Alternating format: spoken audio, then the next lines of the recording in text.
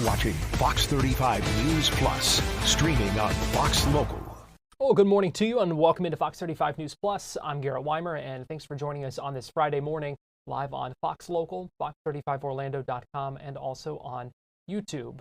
We are nearly to the end of the week here after what has been a long week, a long day yesterday, and today we are certainly following up on the tragedy in Tallahassee with the shooting on the campus of the Florida State University. We're going to have quite a bit on that coming up in our show a little bit. You're going to hear from the Attorney General, who was on Good Day Orlando a little bit ago, speaking about the latest when it comes to that shooting investigation. A couple of things we know coming up tonight. There is a vigil on the campus in front of the Unconquered statue. That's scheduled for 5 p.m., vigil to honor the victims of the shooting. There's also a news conference at 1 p.m.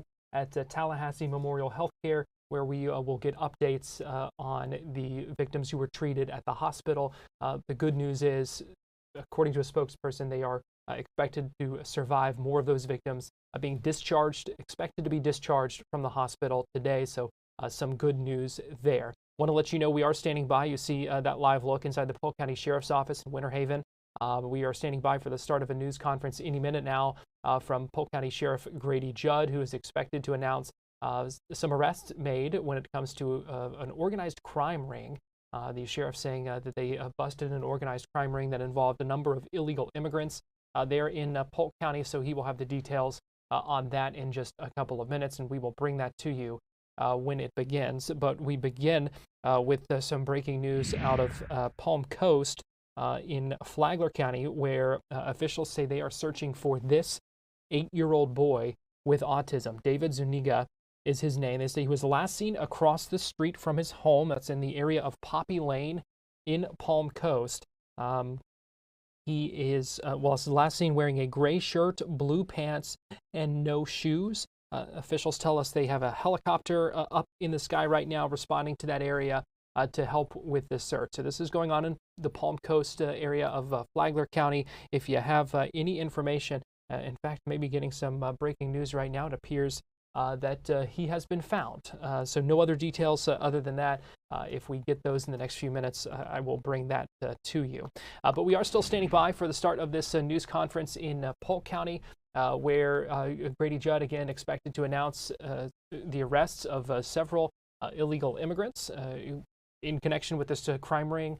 No other details other than that right now. We will monitor this. We will bring that to you as soon as it begins. Meteorologist Jessica Dobson joins me now, and it is Friday. That means we are looking forward to that weekend forecast and that Easter weekend forecast.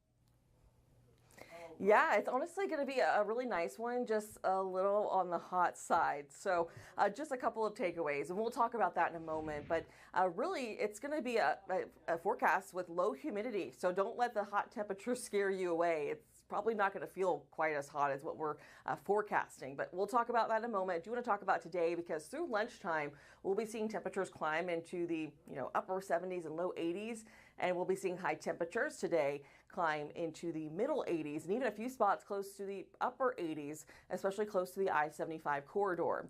So over the course of this afternoon, we'll see a high of around 86 degrees in Orlando. Even near the coast will be, yes, slightly cooler, but still in the upper 70s and low 80s, still really pleasant. But once you get closer to, say, I-75, you're a little bit closer and a little hotter to the upper 80s. So just a slight difference, once you get closer to the West Coast versus, the East Coast. But regardless, it's still going to be very pleasant and dry. I know we need the rain. We'll talk about that in a moment too. But in terms of the forecast, as we head throughout our Easter weekend, we'll see a high of around 86 once again tomorrow. So, more of the same. And then for Sunday, still looking dry. We'll see a couple clouds roll in. Temperatures, though, do increase by a couple of degrees. Certainly closer to the 90-degree mark, though. I wouldn't be surprised if a few spots did make it to 90 degrees by Sunday. So for any Easter plans you have, if the kids are going to be heading out to Easter egg hunt, just keep in mind you don't want the chocolate to melt, so maybe have them do it before lunchtime. So just a couple of takeaways, but any sort of sunrise services too. I know those are pretty popular for Easter Sunday. We should be in really good shape. Temperatures will be quite pleasant. But as far as the extended forecast goes, we are going to continue to stay on the dry side. we need the rain, and unfortunately we just don't have very much of it on the way. So we do still have a severe drought across many parts of Central Florida, which is why we have burn bans in place for a number of our counties, which do include now Seminole County, Orange County, Lake County, Volusia, and so those are going to be the bigger counties we have that have that burn ban in place, I should say. So that's going to be something to keep in mind as we head over the course of this weekend, especially with our drought. It's expanded a little bit to include more sections, just a slightly more sections of Central Florida under that severe drought, which is going to be that bright orange shade that extends all the way across coast to coast. So just be mindful of that. We are going to be expecting dry conditions to persist because unfortunately we just don't have much rain on the forecast. This large area of high pressure is built in, and what that essentially is going to do is to help keep us hot, dry, and mostly sunny as well over the course of the next several days. So we only have a slim chance of rain in the extended forecast, and that is going to be for Wednesday now.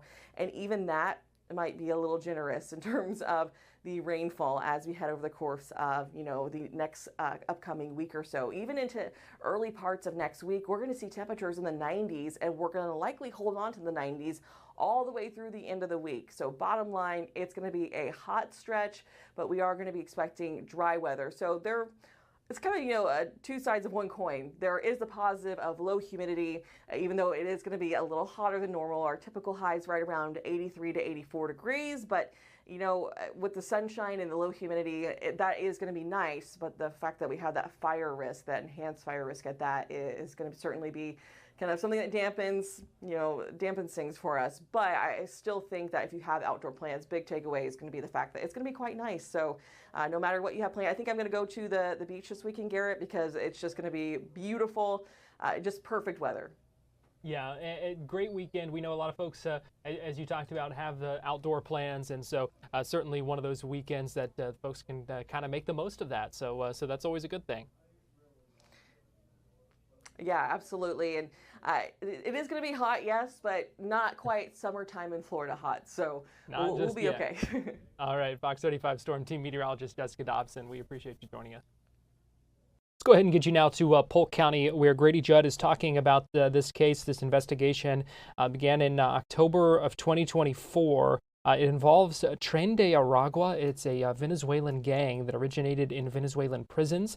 Talking about the cases here, that the crime ring that he says began with stealing high-end liquor and starting with stealing beer from convenience stores, a joint investigation with Osceola County. Let's go ahead and listen in.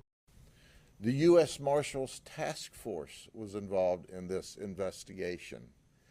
ICE put holes on all of these folks, and I'm going to talk in detail about that in just a few minutes.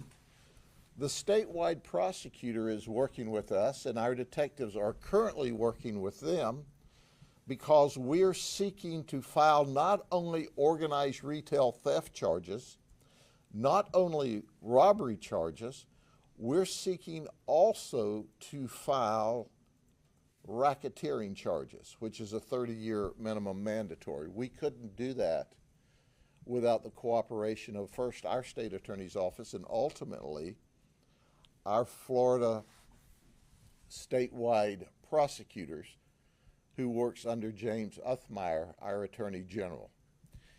So when you look at this investigation and you look at all these investigations, no one agency does this. So I want to underscore and recognize each of them. Osceola, Orange, when we were picking up 3 of the 5, 2 were already in custody in Osceola County, by the way, for a robbery. They sent teams of people out to help us with surveillance and with entry to make sure that we had sufficient help to do this appropriately, because these folks are violent and they're dangerous. But once again, I want to introduce you to the different individuals that you see here. And I'll start with Samuel Charlie. He's 25. He is a documented member of this gang We have designated him as a terrorist federally. He has a criminal history in this country. We don't know about his criminal history in Venezuela. He came here through El Paso in 2023, walked into the border. It was wide open. It was not difficult. He was one of the leader in these theft operations. He's unemployed, and that's a common theme you'll hear throughout the day. None of these people are working in the United States, but they're living high. So what does that tell you? They're committing crime. They came here illegally through the Biden open border, all but, I believe, one. They're robbing and stealing from those of us in the United States who behave. And at the end of the day, we didn't have to search far for him because he was already in the Osceola County Jail, charged with a robbery that occurred during the period of time we were investigating this organized retail theft group. Then there was Ramon Luna. He's 26. He is an associate. So why do we call him an associate? Because he has not been certified yet, but he's running with these gang members. When we finish our investigations and we finish working with the feds, we anticipate that all of these folks will be documented as gang members. Only 2 are, but he's an associate of theirs now. Interestingly enough, even though they claim not to have known each other, guess when he came through the same month, September 2023, in El Paso, illegally. And at the end of the day, you're going to see pictures at the end of them partying. They've got time to steal, they've got time to rob, they've got time to party in this country, all while they're here illegally, all while they were allowed to just walk into this country. Then there's Aldemaro Mendoza. He's 26. He is also an associate. Now, he's the exception. He came in 2016 as a Detroit Tiger minor league prospect. He didn't make it. He didn't even make it to the minor leagues, but he was a prospect when he was brought here. And guess what? He failed to deport. So while he had a legal status in 2016, he failed to deport. Now listen, 2016 to 2025, okay, I'm not real good at math, but that's about 9 years, right? The federal government has him in deportation procedures, but in 9 years, they can't get him out of here? Come on, man. If you don't think the federal immigration system is messed up, here's your sign. Polk County Sheriff Grady Judd giving some information about this organized crime ring that he says their office, as well as the Osceola County Sheriff's Office, in a joint investigation that took months, years, more than a year, or actually months, let's make that months, to bust. Involved liquor theft and a number of other things. You heard him talking about some of those suspects as well. We're going to continue to monitor that. We'll take you back in it if needed, but we're going to go ahead and take a break right now here on Fox 35 News Plus, and we'll be right back after this.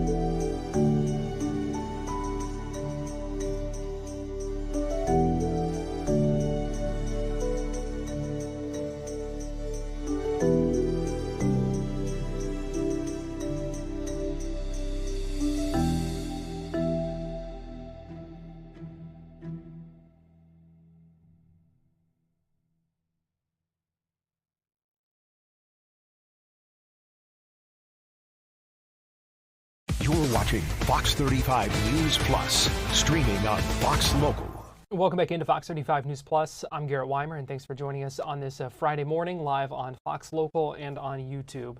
Continuing to follow up on the tragedy in Tallahassee, 2 people killed, 6 injured in that mass shooting on the campus of Florida State University yesterday. Joining us live now via Zoom is Fox 35's Marie Edinger, who has been on campus since yesterday afternoon, now on their way back. But Marie, we appreciate you joining us this morning here on Fox 35 News Plus. Yeah, of course. Garrett, we did get an update about the 6 people who were in the hospital. So in total, as you said, there were 9 people involved in the shooting altogether and who were hurt, 2 people killed. The shooter is not involved in all this, or he was hit by police, but he's not involved in the total count of 6 who were brought to the hospital. The Tallahassee Memorial Hospital did give us an update saying that 2 of the patients are going to be released today. They also said that 3 have improved in their condition, so they're now listed as being in good condition, and 1 of them is still listed in fair condition. So that is at least some good news for the people headed home and for the people improving today. Now, as for the feeling on campus, people are still processing. We saw a bunch of people head to a memorial that's just outside the student union where the shooting happened. So this is kind of on the back side. There's a smaller memorial towards the front. But the video you're seeing there, that's something we took a couple of hours ago. Even since then, it's maybe doubled in size. As the sun came up, there were just hundreds, honestly, hundreds of students who went to pay their respects, and they left flowers, they left teddy bears, some left notes. Some just went and said a few words or shed a few tears over the memorial there. But I did actually get to talk with several students about how they were feeling. And one girl was talking about how at this point she wants to take action. It's not just about feeling sad or feeling scared. For her, she does want to see some change. So we do have a clip of the conversation I had with her earlier today, if we're able to roll that. That's all I can really explain. You never want to think that the place that you call home would have this happen. I mean, it's heartbreaking, it's scary. You know, it's like a piece of the innocence of the school has been taken away from us. So it's just like, with all this going on, and it's just hard to think about and trying to continue forward as a school and together as a community. What made you want to come out this morning? I wanted to pay my respects to see and everything, you know, like I go here, this is my place. So it's just, I wanted to see, you know, we lost 2 people, and even if they weren't students, they were still people near and dear to the Florida State community. So it's just coming here to pay my respects and honestly just seeing the sense of community around here too, and seeing how everyone can come together in this time. And then speaking of that community, what's it like for you seeing the memorial that's already been set up? It's really emotional, I won't lie. Like you don't really realize it. Like you see pictures, you know, you see it posted everywhere, but then when you come here and like you see everyone here standing here and all the flowers, it's just like, it's really profound at how huge this has affected the school. So we've been talking this morning and last night about how students go through drills, they prepare for the potential for an active shooter. It's so different actually living it. Mm-hmm. Truly, yeah.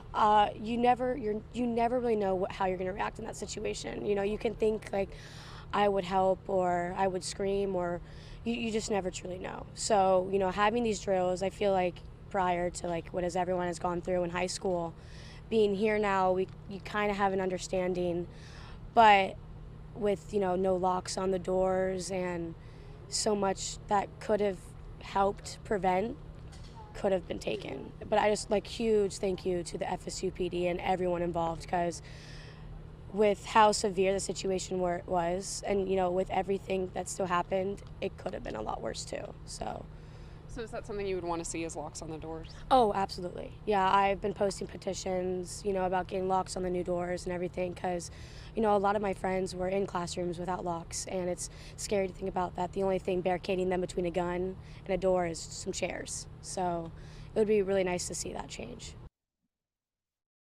I want to talk about a couple of things that she brought up there. She was not the only one who talked to me about those petitions to get locks on the doors.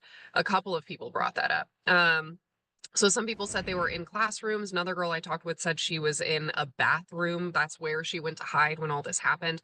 And she was saying that didn't lock either. And so there's classrooms where you could maybe push some furniture in front of the door to try to barricade it. But for the bathroom, I mean, what are you supposed to use? How do you feel safe?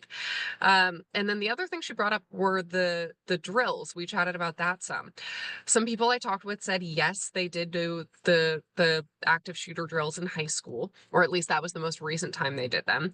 But for one, the students I was talking with about this in particular said they're juniors now, so they haven't done those drills in a few years. And when they did, that setup was for a high school or for a grade school. And being on a college campus is a completely different setup, a completely different environment. So one of the things they train you for is to lock the doors. And if you can't do that, that's one thing. Also, there's so much more open space between where you have to run, where you have to try to get to in order to reach a safe location or somewhere where you even could barricade yourself inside. So they said they'd like some more communication about having safe zones, or if there's a particular area that students should run to. If you're here, should you go here? Should you run at all? So they just said that those active shooter drills are no longer applicable for the environment they're in now, and they want locks on doors. Garrett? Interesting to see what happens moving forward with that. I'm curious, Marie, because I know when you first got there yesterday, the full kind of scale and extent of this wasn't really known, and now I would imagine as you're have left the campus the morning after, things have started to kind of settle in, and the what happened, I would imagine, starting to actually hit many of these people on campus. And I'm just curious about how what the atmosphere is like there this morning, as you mentioned, the large number of students who have been gathering at that makeshift memorial. So it's interesting you bring that up, because a few students I talked with today said that actually the memorial is what solidified it for them, that throughout the night, even though they knew what happened, even though a lot of them were there, it still hadn't sunk in, and they just didn't know how to feel or how to process. It's such a complicated thing. I mean, are you scared? Are you angry? Are you sad? Are you all of these things? Some people said they were at this point a little bit happy that they had everyone coming together and they had their other students there who they could relate to, and that kind of uplifted them. So it's this huge, huge complex thing that they're trying to digest. And several people said it didn't feel real yet until they reached the memorial and saw how many people are feeling that same way, or how many people are in that same boat. Another thing I was chatting with one student about was this feeling of, how do you move forward? How do you feel happy? You start to maybe catch yourself laughing with a friend, and then you feel bad because it's a somber, sad time. Hopefully having everyone together at this memorial could help with that feeling as well. And there is also a vigil tonight at 5 p.m. That's at the campus green by the football stadium. We did go by there earlier. It's this gigantic cleared out space with a massive statue, so that people know where to meet up and that there's plenty of room for anyone who might want to go and pay their respects at that vigil tonight. And it's certainly appropriate for it to be in front of that statue with the name of Unconquered, because that's the spirit that we know we're going to see from many of these students as they navigate what is certainly a tough time, certainly a lot to navigate in the days and weeks and months moving forward. But we're seeing that strength of many of them on campus already. Fox 35's Marie Edinger, we appreciate you joining us, and safe travels. Thanks so much. Anytime. We're going to take a break, and we'll be right back.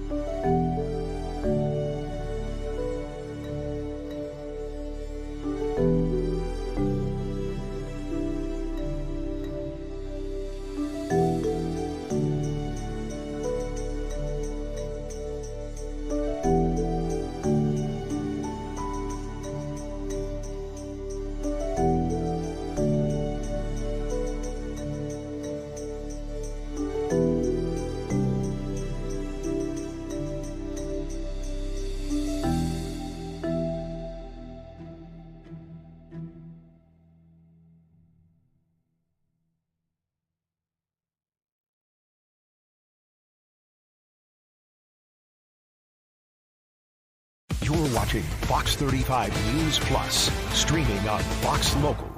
Welcome back into Fox 35 News Plus. We have learned Florida Attorney General James Uthmire is looking into the popular online game Roblox. There are concerns that the game does not do enough to protect the millions of child players from harmful content and also from online predators. Fox 35's Amanda McKenzie has more.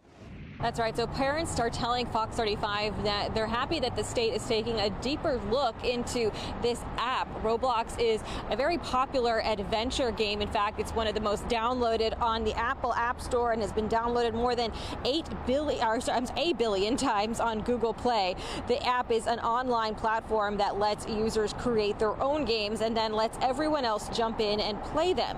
Roblox states that they have nearly 80 million active users, more than 40% of whom are under 13 years old. It also lets users chat and interact with each other. That worries the state's Attorney General James Uthmire. He said in a statement that there are, quote, concerning reports that this gaming platform, which is popular among children, is exposing them to harmful content and bad actors. We are issuing a subpoena to Roblox to uncover how this platform is marketing to children and to see what policies they are implementing, if any, to avoid interactions with predators. Roblox does have parental controls that allow parents to restrict and monitor how their kids use the app. Parents say Roblox needs to be more upfront about those features. I don't know. There are grown adult people that are out there that play Roblox, and they could, go and talk to minors. Among its demands, the subpoena calls on Roblox to turn over information on usage statistics, marketing strategies, safety protocols, and official correspondence. In response, Roblox said in a statement, quote, we intend to cooperate with the Attorney General's office and look forward to sharing all the work Roblox does to help keep users safe. Now, Florida's Attorney General has given Roblox until May 16th to comply with the subpoena. Orlando police are on the hunt for a would-be attacker. This suspect is accused of breaking into a woman's home and trying to sexually assault her. The alleged attacker, though, was caught on surveillance video running away. You'll see that video. Fox 35's Manny Martinez shows us.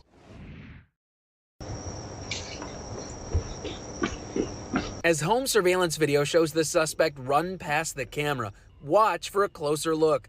Orlando police say this is the creep they're searching for. We feel safe here, and to find out that people are, invading our homes is very concerning. OPD says the suspect broke into a woman's home Tuesday night and tried to sexually assault her. It's kind of scary to think that something like that could happen in this neighborhood. I actually happened to come out of my house right around 10 p.m. to turn my sprinklers off. I saw a police car sitting in front of my neighbor's house and another police car coming down 1792. It happened along Wilkinson Street in the Orwin Manor neighborhood. These pictures show the suspect walking toward Wilkinson in the daylight.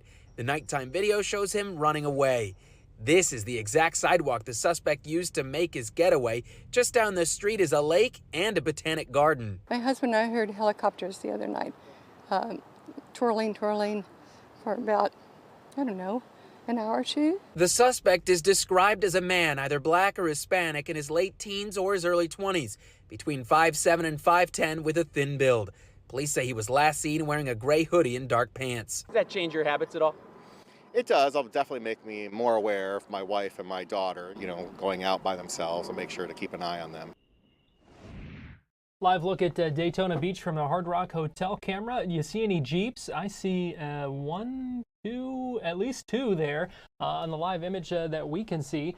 Jeeps are taking over the beaches in Volusia County this week. Jeep Beach Week kicks off today. Organizers say it is the biggest Jeep event in the world. And Fox 35's Morgan Parrish has more.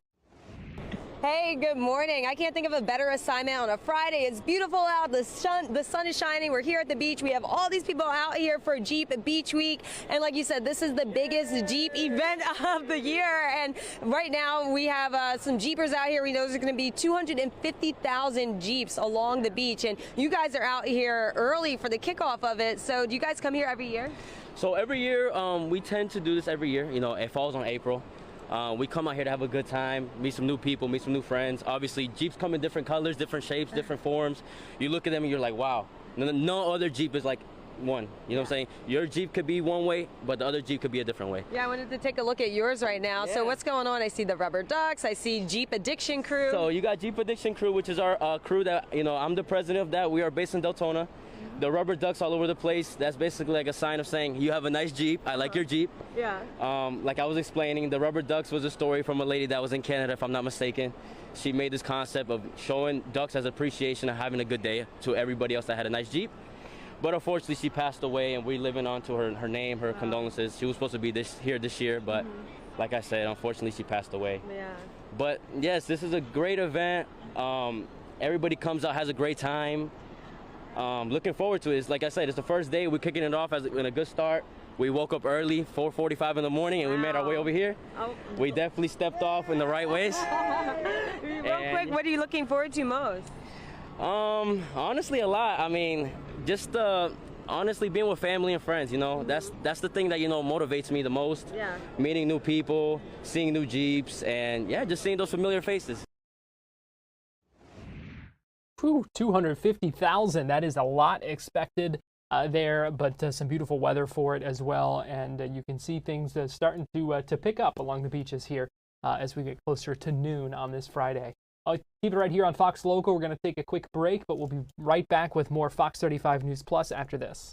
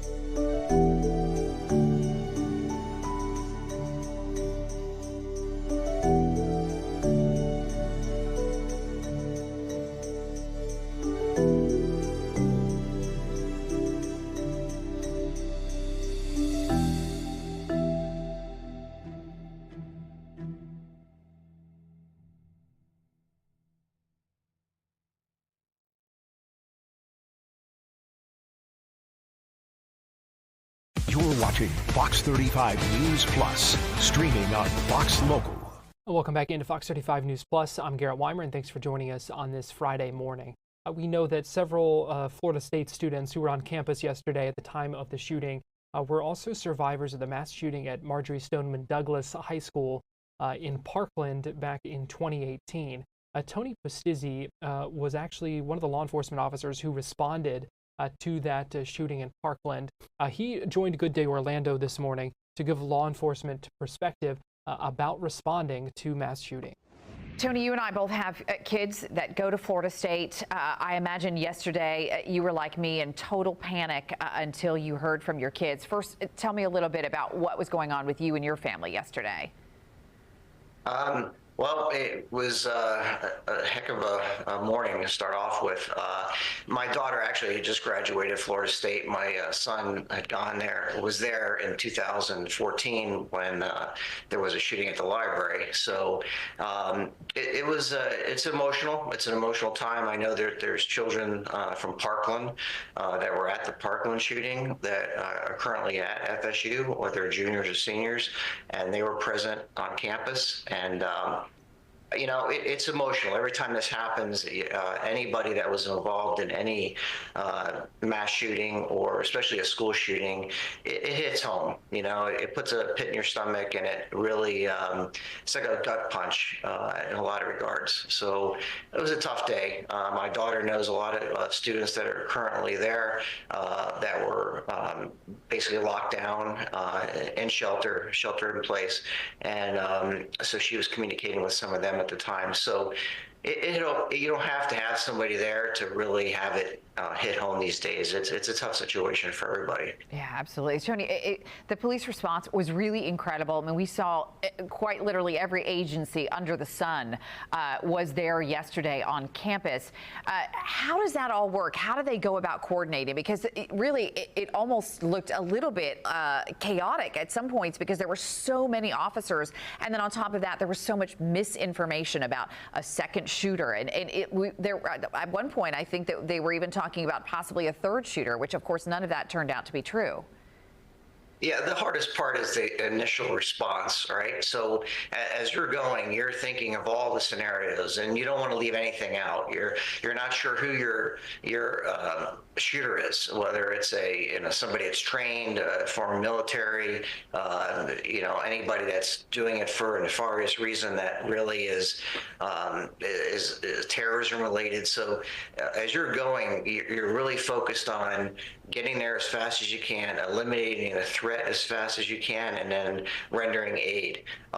So as you're going, it's amazing how many officers show up. In Parkland, we estimated about 350 federal, state, and local partners that responded to that scene.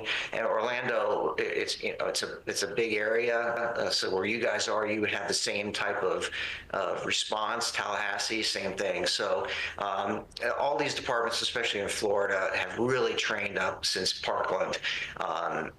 Before we were training, but really since Parkland, everybody's on the same page. And whether you see the FBI respond, sometimes people say, oh, the FBI is there.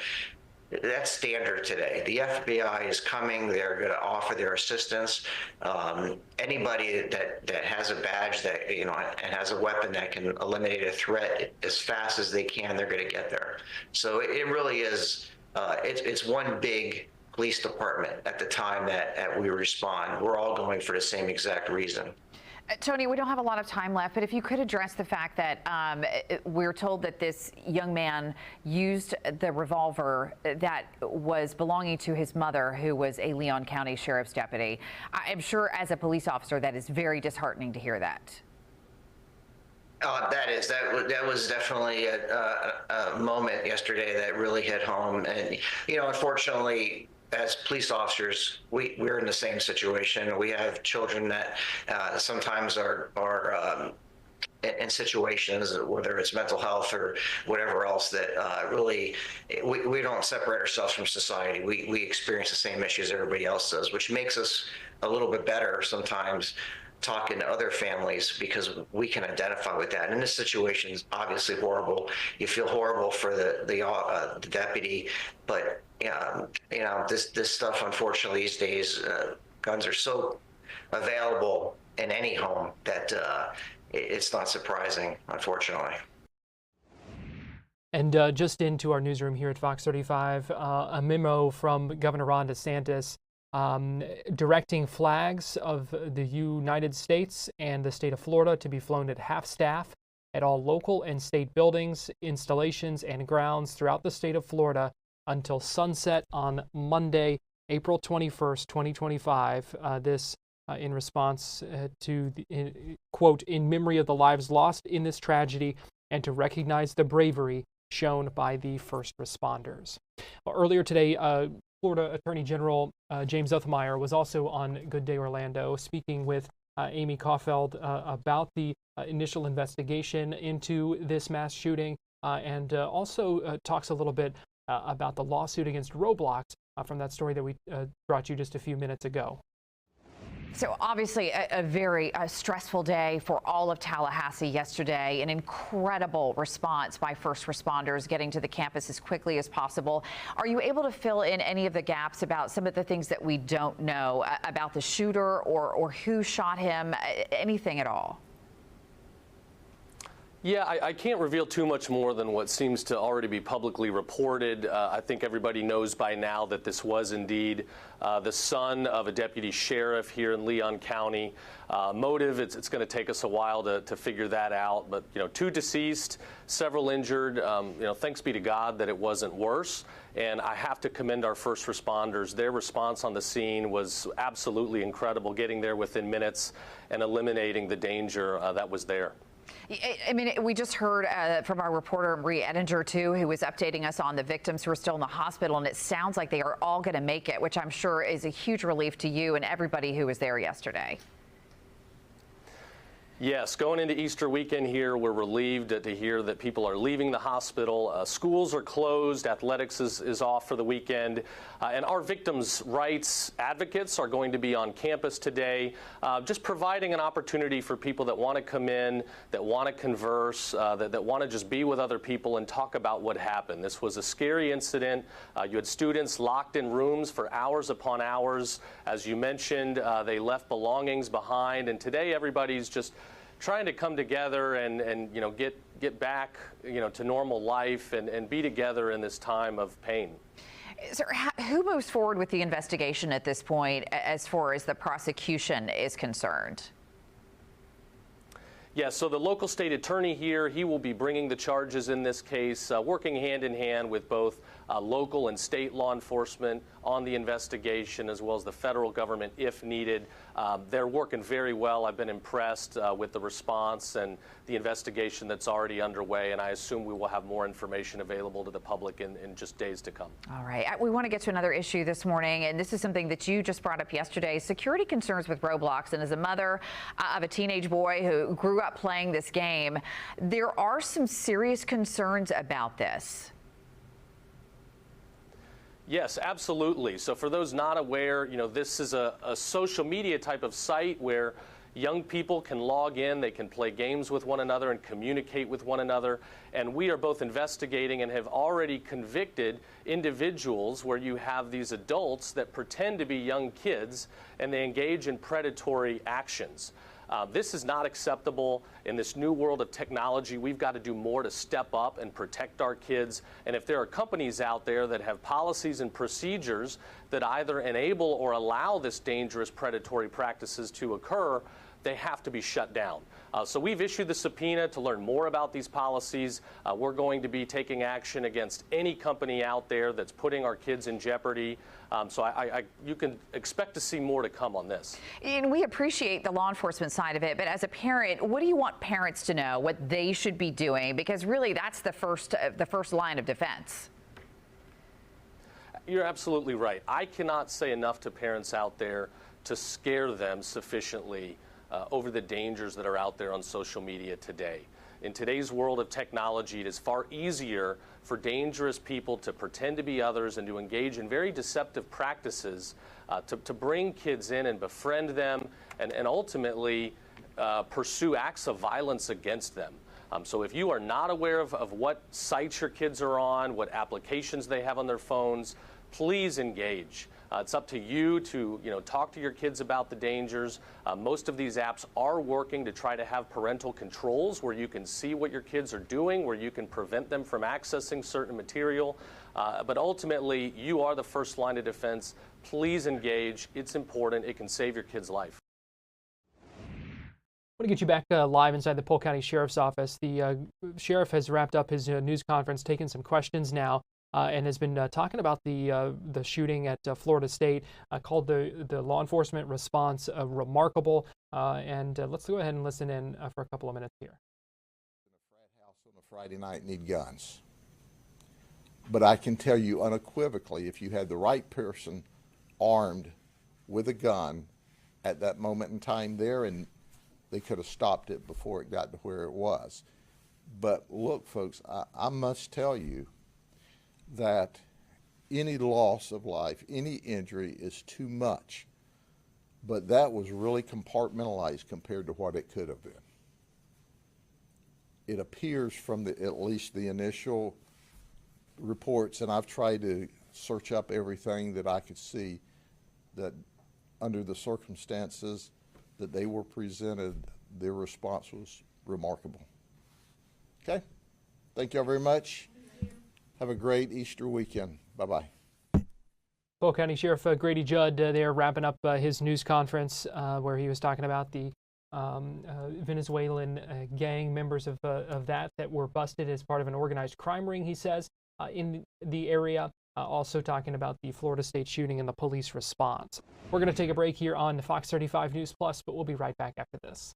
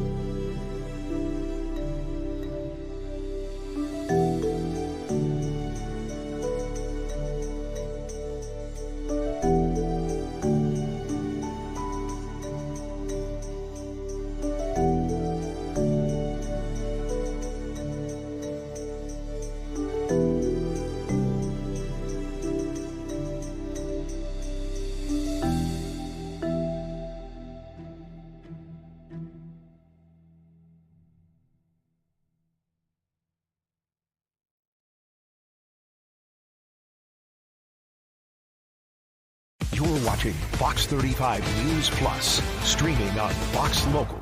Welcome back into Fox 35 News Plus. I'm Garrett Wymer, and thanks for joining us on Fox Local and on YouTube on this Friday morning. And as we wrap up our show here, heading into the weekend, we realize we've covered a lot of heavy stuff, and so we want to kind of end things on a little bit of a lighter note here to give you a little bit of a break from all the bad news. And so we are going to end today with a look ahead to some new details about the Disney Villains Unfairly Ever After show at the Disney's Hollywood Studios that is going to begin in about a month.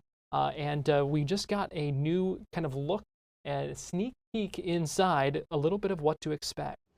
Magic mirror on the wall, who's most misunderstood of all. But I can't judge, I just reflect. So what you see is what you.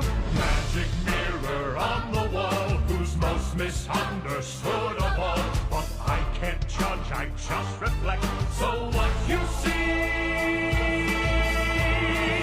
is what you get.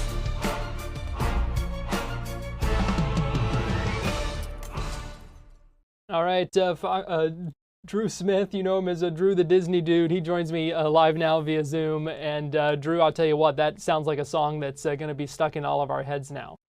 Yeah, you took the words right out of my mouth. The big reason why I actually asked you to lead in with that song is because I just think it's kind of important for people to hear what they're going to experience when the show debuts on May 27th. And the best thing that I can kind of compare that song to is Boo to You over at Mickey's Not So Scary Halloween Party. I feel like that song has become an iconic earworm in a good way. And then when Disney is showing us this footage of the orchestra recording the live music for this new show all the way over in London with a world-class orchestra, and you're seeing how good it turns out, my expectations for the show were already very high, but just hearing that song now, I'm like, I think that they got this one right. So, like I said, Garrett, we are just about to, when the show's gonna debut on May 27th, and I can't wait to see it. I think people are gonna love it. And yeah, I mean that's a new original song just for this production. Yeah, absolutely. Disney is doing a lot of original music lately, which I'm a big fan of. We've seen it in Tiana's Bayou Adventure, Country Bear Musical Jamboree. We're going to see it here. We're also going to see it in the upcoming Zootopia Better Together show at Animal Kingdom. So I'm a big fan of original music. And you guys are seeing on screen here a video from Disney of that 12-foot tall magic mirror being installed at the Sunset Showcase. All that digital media is going to come to life with these live performers. Sounds very promising, and I cannot wait to see it. Yeah, it seems like a lot of excitement now as we kind of, there was excitement already for it, but now that you kind of get a little bit of a taste of it and you kind of see what the flavor is going to be, I think that that makes it even more exciting here just over a month out. Yeah, I wholeheartedly agree. And just seeing these characters kind of being brought to life in an original way. We've never really had the Magic Mirror sing a song before. And Disney also said that they wrote, 7 to 8 different songs and then they landed on this one.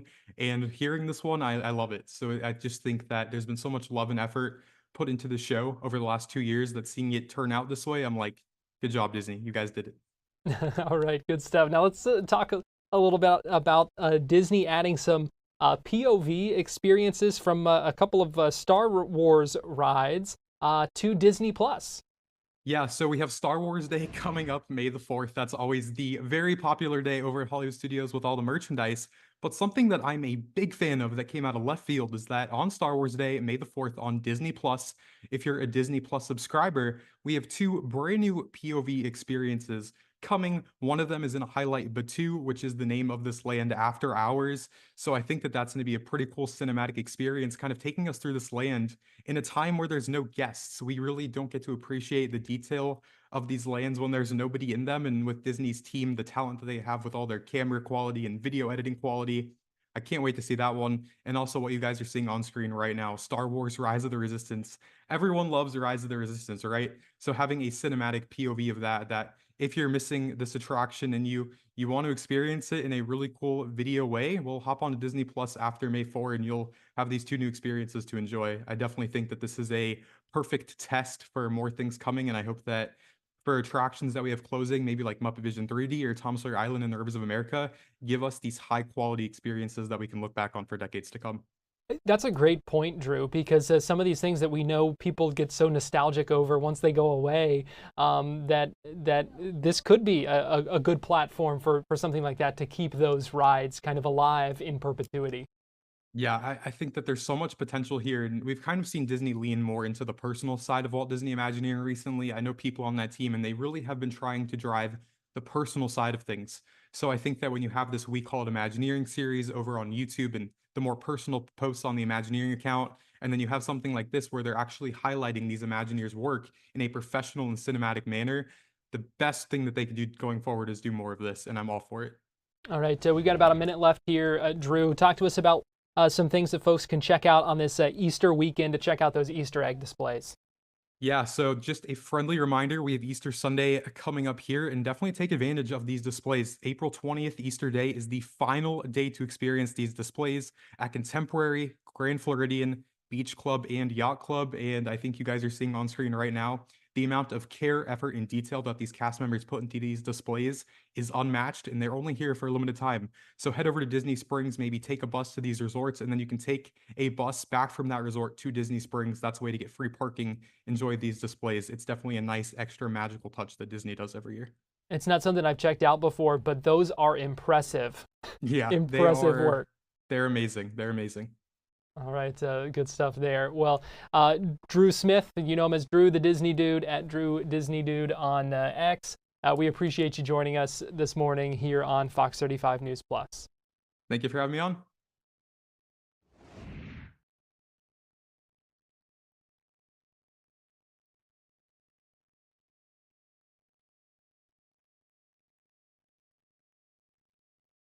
Well, that's going to do it for us here on Fox 35 News Plus. We appreciate you joining us.